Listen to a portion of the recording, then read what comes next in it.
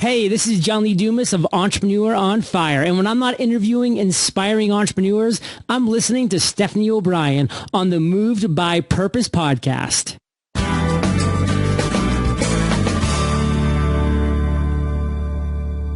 That's why we have to have faith, is you have to keep taking those actions without having 100% guarantee what's going to happen or not. But you just have to follow that pulling that God kind of puts in your heart. That's what I've learned to do. And it's not easy. Are you longing to know what your purpose is? Are you on the wrong career path? Do you feel like there must be more to life? Don't worry, there's hope. It's time to be moved by purpose. Now your host, Stephanie O'Brien.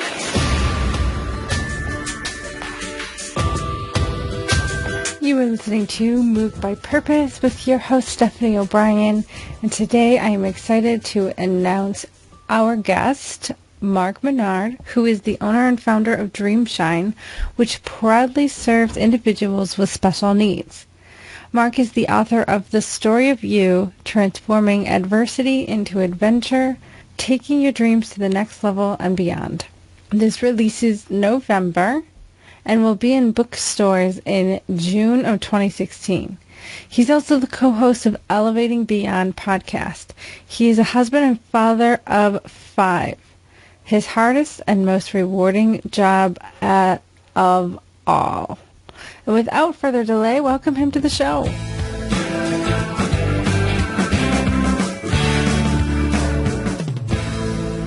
Welcome to the show, Mark. It is such an honor to have you on today. Thank you, Stephanie. Thank you so much. It's an honor to be on.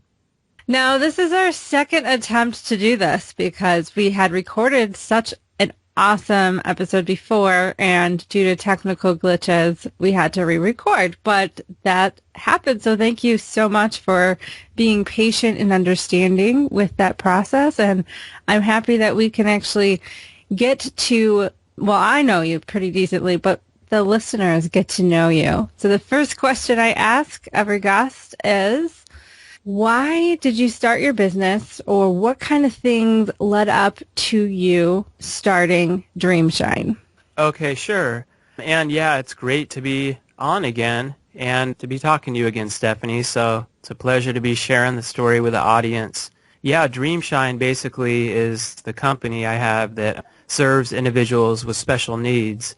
And really, you know, what led me to start it was after I had moved out to Ohio from college, my degree in BS in psychology, I really had no idea what I was going to do after college. I know that might be a shock because everyone always knows what they're going to do when they graduate, right? I was doing TIA with my brother, actually, just doing labor for him and kind of thinking of going back to grad school. And during that time, my niece, their daughter has autism, was diagnosed with it, and just continued to kind of have some interest in that. She's come a really long way over the years, but one of their friends actually offered me a job working with individuals with special needs because they knew my background was in psychology.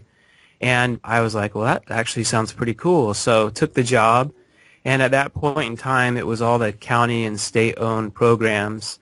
And I loved working with individuals with special needs, but what I didn't love was the atmosphere. It was like these kind of really institutionalized looking buildings that were like giant warehouses with fluorescent lights, and the individuals with special needs just weren't really given any options. Like they could put machine parts together, or they were given pieces of papers and crayons and told to just color all day. And this was like after the age of high school, you know, like once they were adults, like this was really their only option.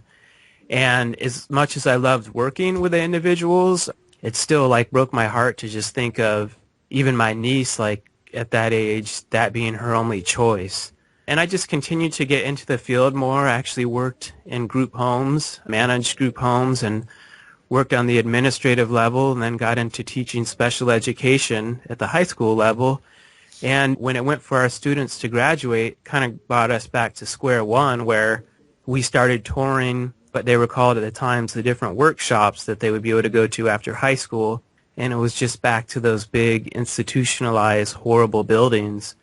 And I was like, there's just no way out of our 20-something students, like maybe 2 of them will do well here, but the rest are just going to be so miserable. And I was just thinking, we all have options, at least when we graduate from high school, or we can choose to drop out or whatever, might choose to go to college, choose to work at McDonald's, choose to stay on your parents' couch, but at least we have choices. These individuals really didn't have options. Most of them can't be left home alone without some type of care, and their parents needed to go to work, so the only options they really had was to take them to these workshops after high school. And that's kind of what started inspiring me to create Dreamshine. And just to kind of flash forward a little bit, we started it, spent a long time getting the funding and everything set up, and went through a lot of politics. I was age 26 at that time. My brother bought this old rundown campground, and our office literally started out in their storage shed. I was like running extension cords to their storage shed. We had a fax machine at that time. I think they were scanning stuff back then, maybe. And we started, my sister moved out, and I just really told her about the vision and dream I had of creating an atmosphere that wasn't institutionalized and had all these different options for individuals with special needs. And we were getting ready to open, and I got a phone call from a lady that works next to the governor. I always say I don't mention her name, but she made it really clear to me her position and that she worked next to the governor, and told me why we should not open Dreamshine. And at first I was like, is this serious? And how did you get my number? And like, why are you calling me? And is this the mafia? And she said she was just trying to, quote, help me, because they had been doing it this way for 40 some odd years in the state of Ohio. And that's the way it's always going to be. And they don't want these new, quote, private programs, they call it, coming in. And it's going to be pretty much impossible, is what she told me. And I just said, thank you for calling. Don't ever call me again. And, it was a little intimidating, but that just fueled me even more to know there was more of a need to do something like this, because we had been photocopying brochures. We didn't even have a software program. We were just mailing them out to people. And if they were already threatened by just seeing those pamphlets we were making of the program we were doing, it really goes to show you that there was no options out there at all, and how hard, for whatever reasons, wanted to stop them. So it took just continuing to study all the state rules and laws, and that wasn't the funnest part, but was really necessary. And we actually fought a lot of politics and got our first client in about a month later. And it was really cool. Over the span of the summer, by the end of the summer, we had 8 individuals enrolled, and hired 2 team members, so had our first 2 employees, and was able to let the school know I wasn't coming back. It was kind of bittersweet because we had a good relationship, but they were happy about what I was doing. And we flash forward about 9 years later, and now we have a 2.5-acre campus area with this awesome log home and waterfront lodge. It's all adapted and handicapped accessible, and we have a pond with fishing. Everyone can fish, and we do sports therapy. We have a job skills program. We make candles. We have massage therapists, just animal therapy. We do so many different cool things. And that's what the dream always was, versus being this institutionalized type setting. Now they get to come hang out at what almost looks like a resort type area. So it is beautiful. I looked at the pictures. And with my background in social work, I know exactly what you're talking about. Having a warehouse type setting and the options that you provide for them with such a beautiful atmosphere is honestly, maybe something like that exists here in Michigan, but I haven't seen it. And I think it's so great that you saw that and you went after it. You sent me your book, The Story of You, and I flipped through, I think, just even the middle part of it, and the part I read was exactly what I needed to read that day and that moment. And you said a number of things that I took some notes on. And in your book, you talk about, and even that lady threatening you, the resistance and the adversity that you had to go through, and you dive deeper into some of those things even more so in your book. Yeah. I think that there are people that will take resistance and adversity, especially when they are pushing through, and they fall back, or it appears that they're making progress, to only start back all the way from the beginning or whatever. And I know you wrote about that in your book, and that's what I read. I was like, okay, I needed this because I was really discouraged. And awesome. Not that you were discouraged, but that it helped you. Right. No, that your own journey and you writing about the journey and you going through the hard process of writing a book, which is in and of itself a huge project. I share that in there too, because it really coincides with whatever anyone is doing when they step out of their comfort zone into that uncharted territory. And you get to a point, you know, with your journey, a lot of times it's just you at the end of the day. I have God at the foundation that I talk about in there a lot, and I have some little stick figure drawings I think you might have seen too in there that I did that help. That's as great as I get at that, but Mr. Solid and Mr. Mediocrity, it kind of helps like paint a picture. You know, your favorite word, mindset, is what I really try to share is the mindset that I went through as I was going through these different 1,000-mile journeys, because everyone is gonna go in their own way. And I don't try to say like this is a 7 steps to success or something like that, because I don't think it exists. But I do think, you know, a lot of people say like success leaves clues and so does failure. And really sharing stories to understand that like you really do have to learn along the way, and you are going to feel like usually when you're so close to getting there, whatever the goal is you're trying to accomplish, towards the end, you can feel like you're starting all the way over, and you don't realize that you've actually come so far, and the person that has got to where you are now is not even the same person that started the journey. So even if you are starting over at an earlier, even if you feel like you're on the 1,000-mile journey and you get to mile 800 and something happens like the funding gets shut down or another roadblock comes and you feel like you're back at the 200-mile marker, you might be in terms of like looking at the circumstances around, but you're really not in terms of the person who you become, because the person you become is the one that got to that 800th mile and has so much more knowledge and experience and really courage to look back and see like, wow, I got through this, I can get through this. And that's what you have to just keep focusing on day in and day out till you get there. Usually you're so close to the finish line and you just can't see it. Like it's right in front of you sometimes, and it can get foggy at the top of the mountain, you know, the peak, it's the highest part. And you can, the air is thin. Yeah, you can't You're tired. And you can think like, oh my gosh, there's another, and maybe you just have like 10 more steps to go. But the thing is just like, I know it can sound cheesy, but really just don't give up and you will eventually get there.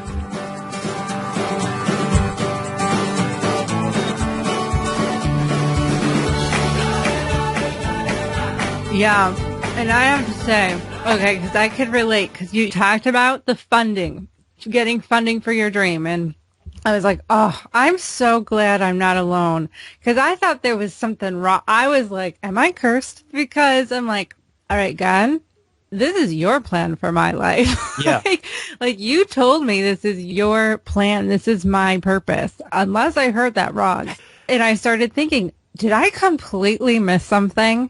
Because I set out and I'm like, why is this so hard? Yeah. Oh my goodness. Like, why is it that these people say that, yeah, yes, totally, I'm all in. And then it's like they disappear, or no, just like you with the funding, like, yeah, we're totally supportive and interested. And then like you got rejection after rejection. Yeah. And I'm like, oh my gosh. Okay. So his journey looks completely different. Sure. I mean, a totally different business or whatever, but you know, the things of you get a little bit of hope and then it's like a door slams in your face.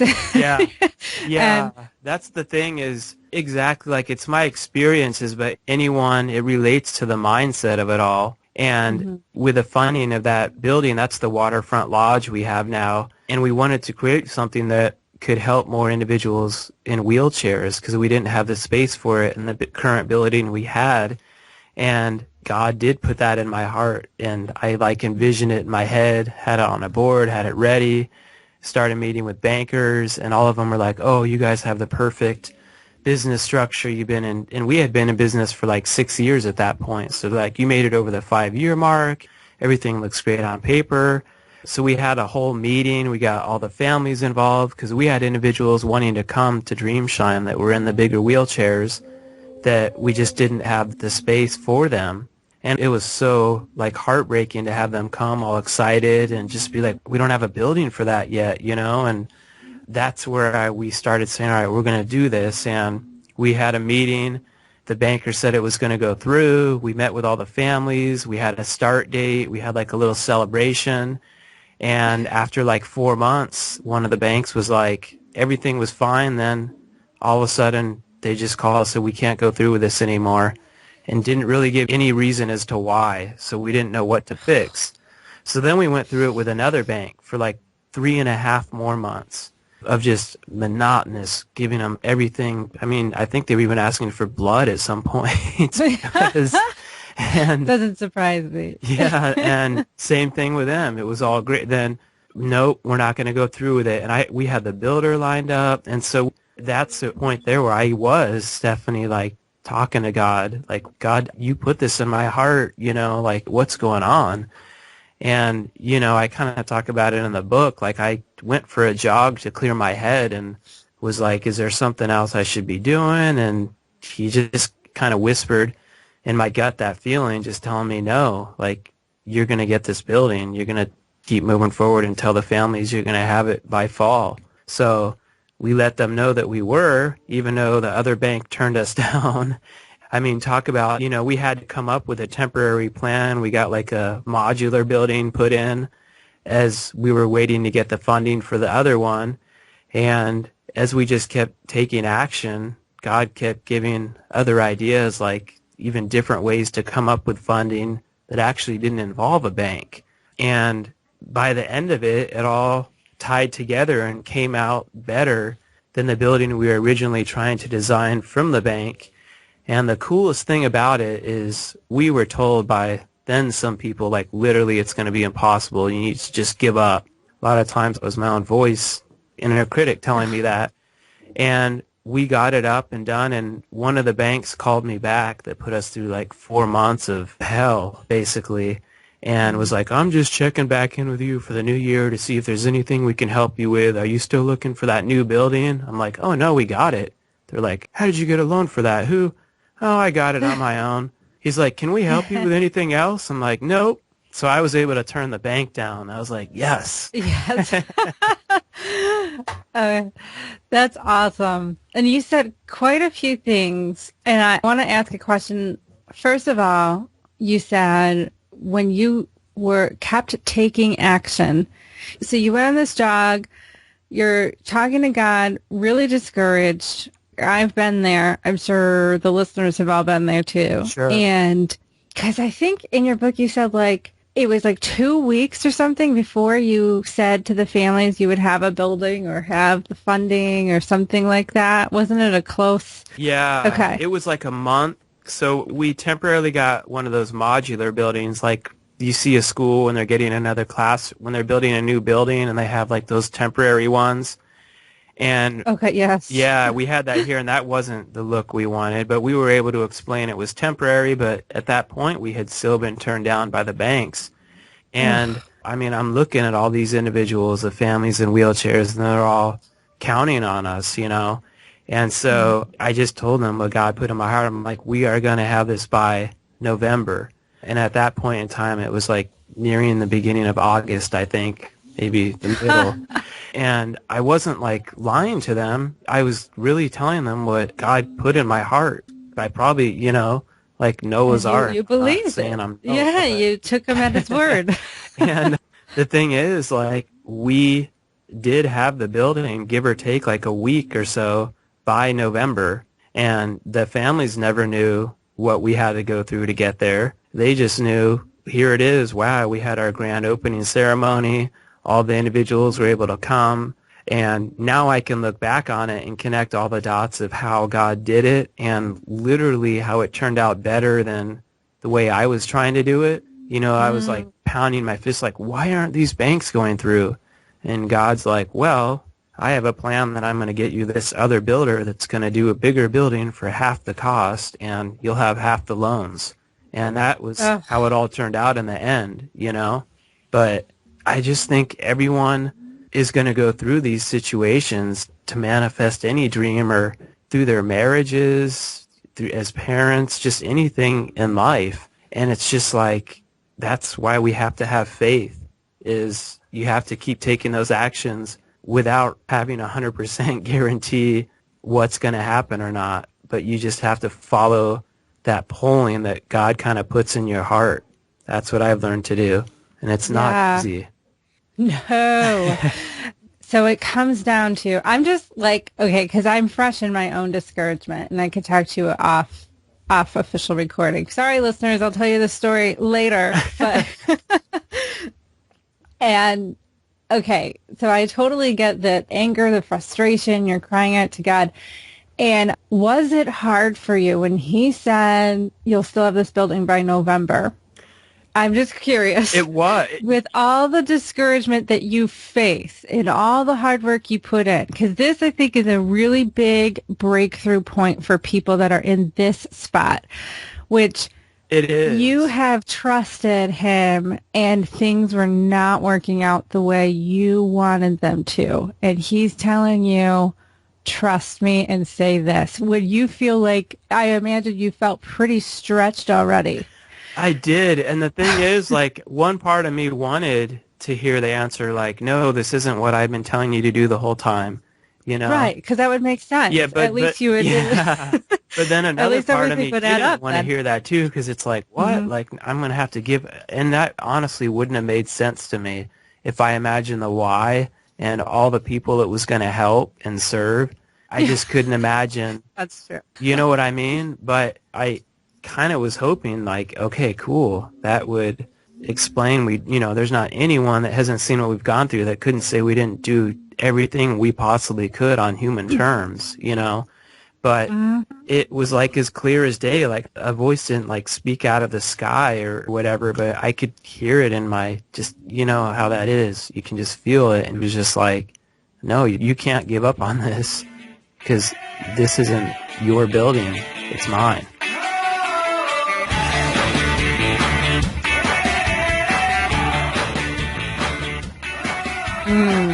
Key. That's key. Yeah. It's if God gives you a dream, it's his dream for you, not your dream.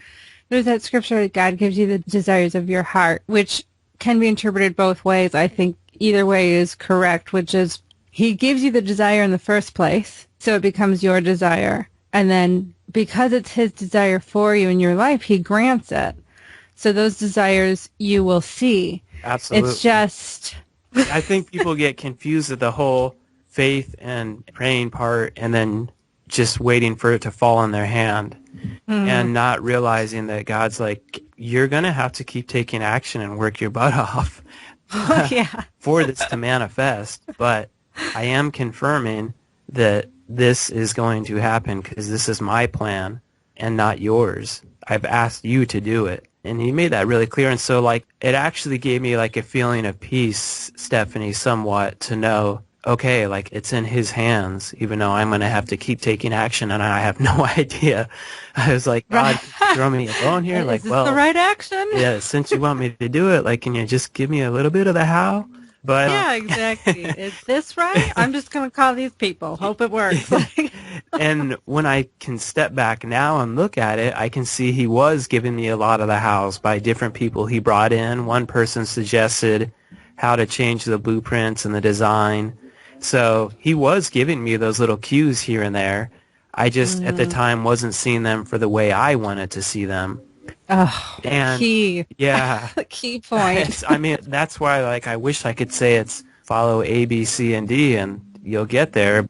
But the good news is, though, I mean, I have seen the impossible happen so many times throughout my life and through others' lives, and their stories are all in their own way similar to what I went through, similar to what you're going through, similar to what your listeners are going through.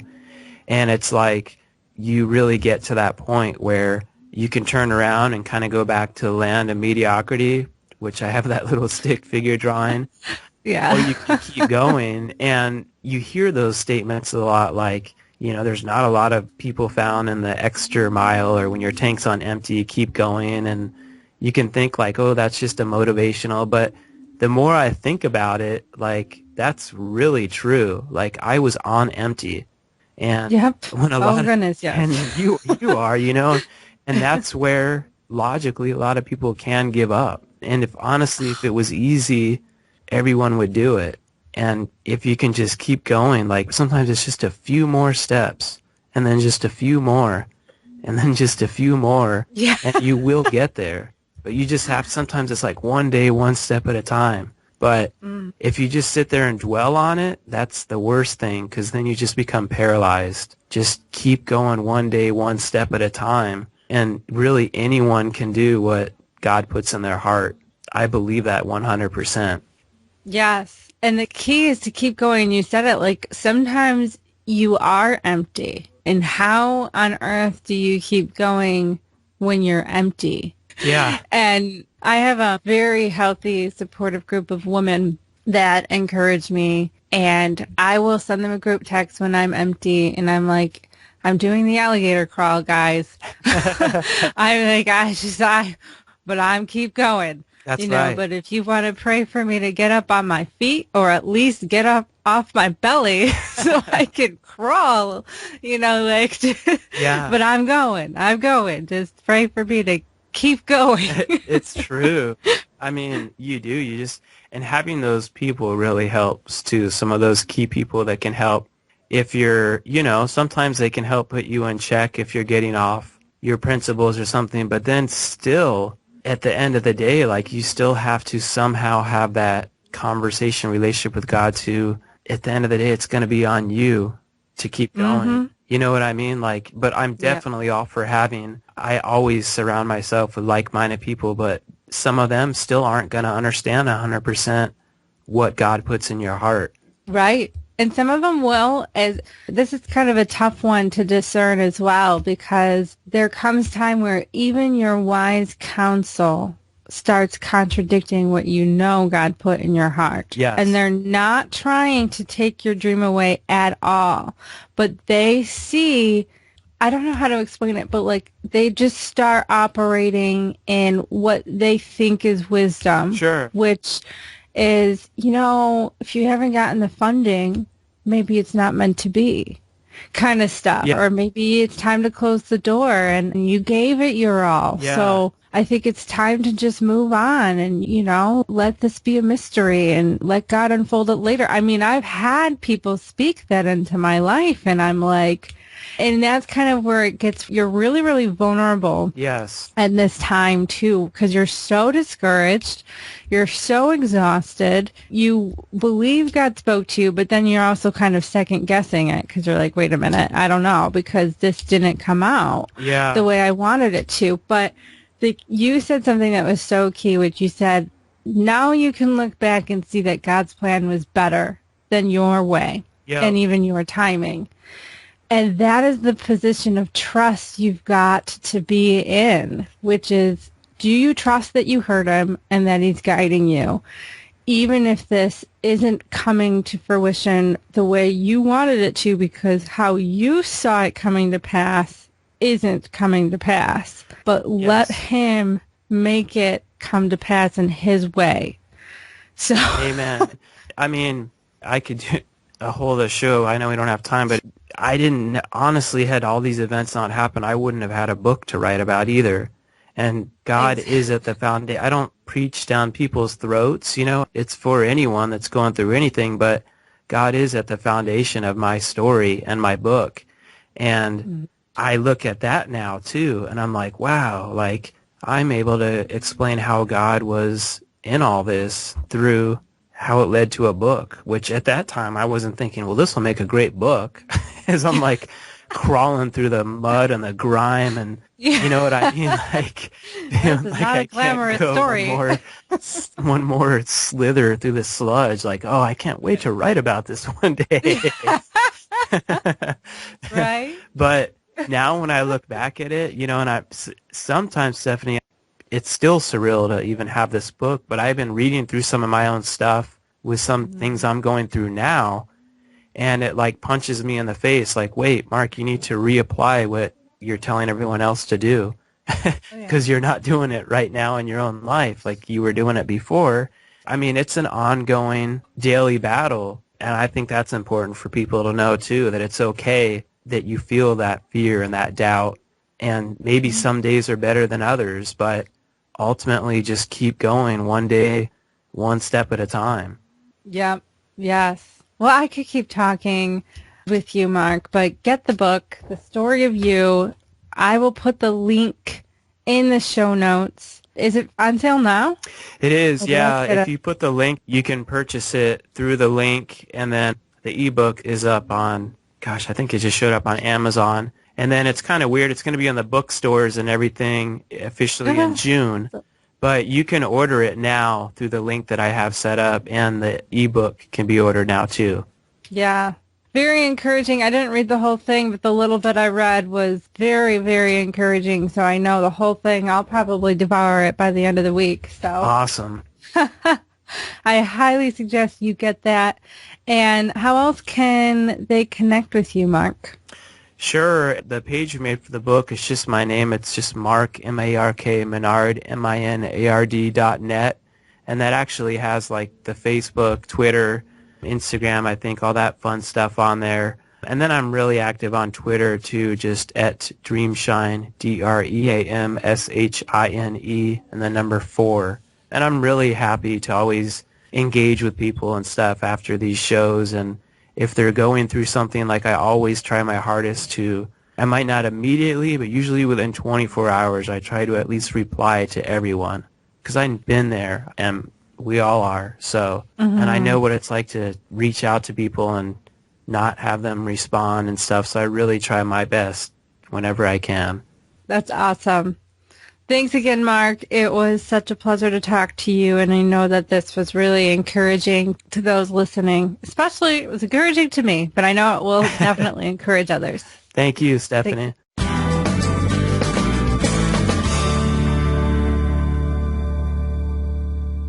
And if you can just keep going, like sometimes it's just a few more steps, and then just a few more, and then just a few more, and you will get there.